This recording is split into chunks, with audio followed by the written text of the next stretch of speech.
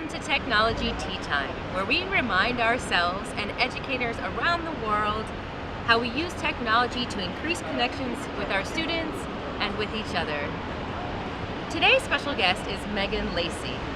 Professor Lacy has an incredible amount of passion and expertise in teaching young people how to access and critically evaluate information that they find from multiple sources. She is writer and editor of a recently released volume, The Slow Book Revolution.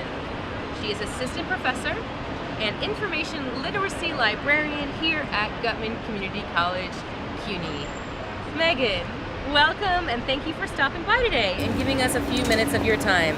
Thank you for having me. Can I pour you some tea? Yes, please. Jasmine. My favorite. So, Meagan, exactly what do you mean by information literacy, and why is it so important?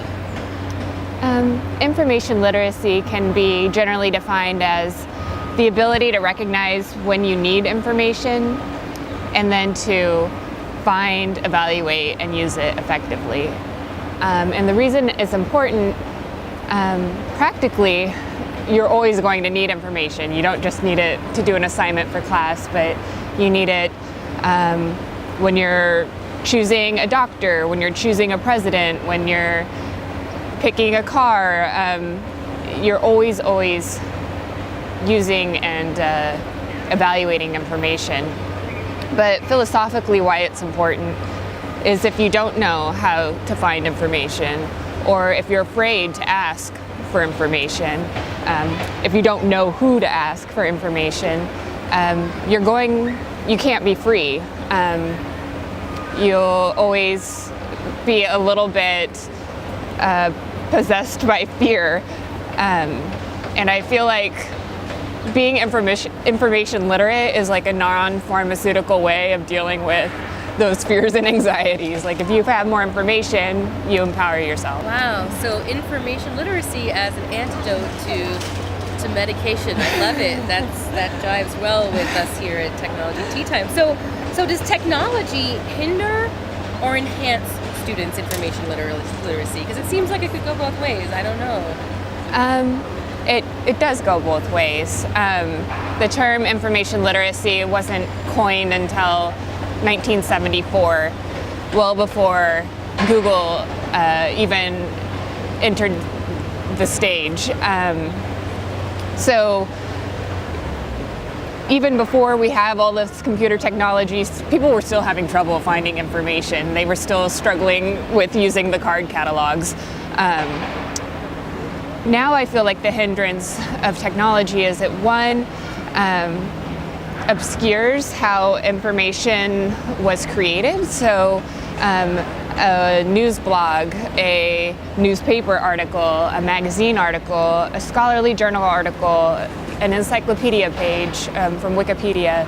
All of these things sort of look the same on your computer's browser, but the creation process that went into it, completely different. But if you don't have like that old school print background to sort of guide your selection of information sources, it's really hard to distinguish the difference.